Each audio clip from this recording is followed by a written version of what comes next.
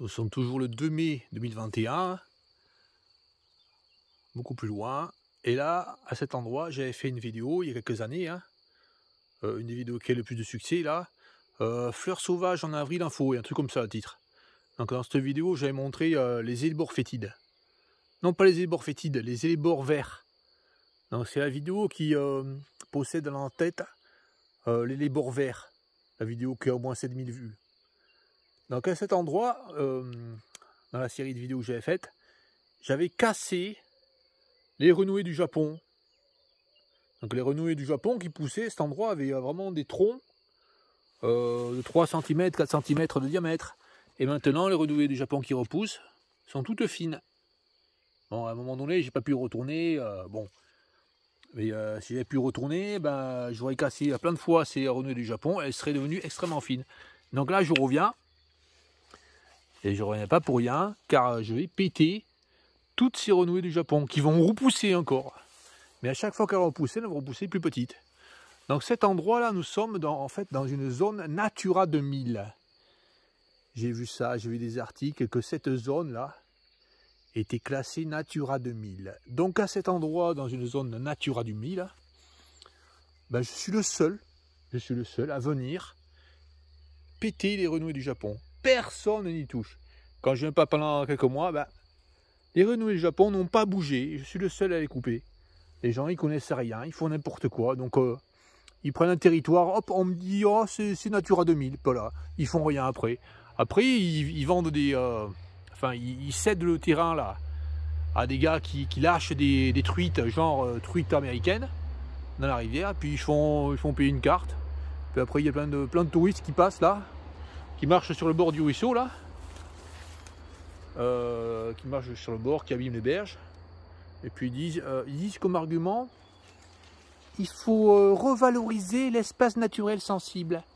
Voilà leur argument de débile. Ils connaissent rien les gars, ils font n'importe quoi. Donc je suis venu pour casser tout ça. Allez, c'est parti. Avec un bout de bois, j'avais pas prévu, mais je prends un bout de bois et puis je tape dedans. Ça casse tout. De toute façon, il n'y a que des renouées du Japon là. Il suffit de casser là, c'est très tendre. Et après, ça repousse. Et les gars, ils peuvent pas faire ça, là. Ils peuvent pas comprendre. Il y a des émissions là que je vois sur YouTube. Et puis il y a des gars là qui se présentent ingénieurs, écologues, tout le bordel, hein, mais qui sont complètement nuls quoi. Donc ils montrent des terrains. Et pour eux, par exemple, le robinet Faux Acacia, c'est une chance. C'est super bien. Ils connaissent rien, c'est incroyable, quoi. Ils se foutent de la gueule du monde, quoi.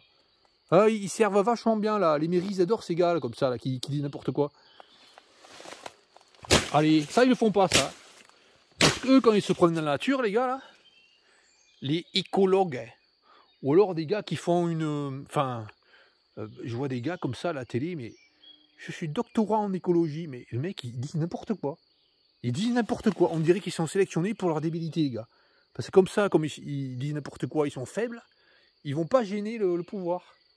Parce que le pouvoir, qu'est-ce qu'il fait le pouvoir? Il adore les plantes invasives. Il les détruit jamais. Allez. Là, ça fait une bouillie, là. Ça va leur donner un sacré coup, là, à ces plantes. Hop, là, il y a les orties, là. Les orties, je les laisse, par contre.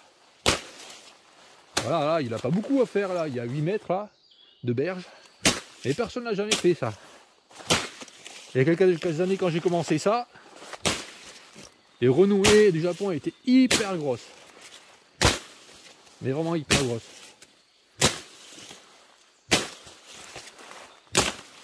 Et là, il y a des myosotis qui poussent. Ouais, je pense que c'est des myosotis des marais, ça. Là, je monte mon doigt par rapport. Plante de la famille des Bourraginacées. Allez, je continue à péter tout.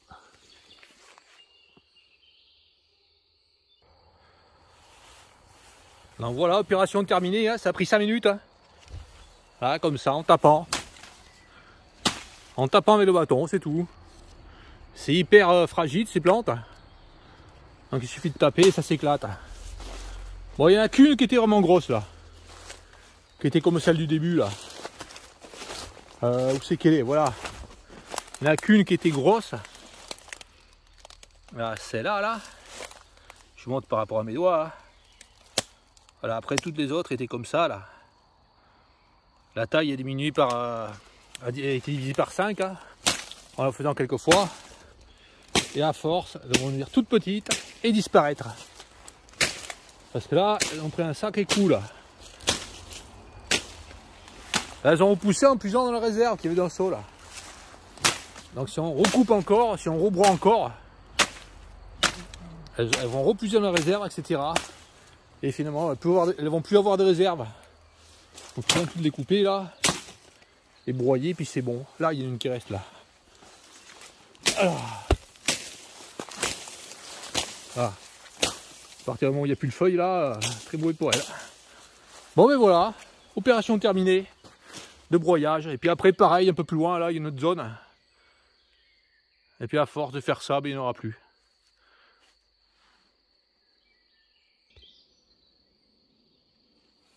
Nous étions vers là-bas, 50 mètres. Hein.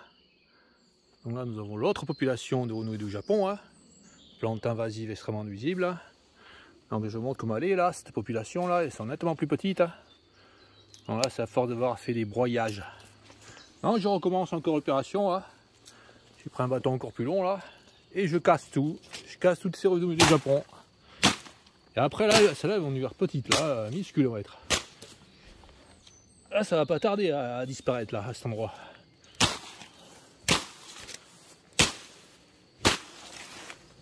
Ouais, ça prend 5 minutes hein, là. Là, tout à l'heure, j'ai fait 8 mètres de bordure là, sur 2 mètres de large. Ça prend même pas 5 minutes. Hein. C'est hyper rapide. Le plus long, c'est quand il y en a qui sont un peu loin là. Faut se pencher pour les choper là, dans la verge. Sans se casser la figure, c'est tout quoi. C'est hyper facile quoi. Voilà, je pète tout là.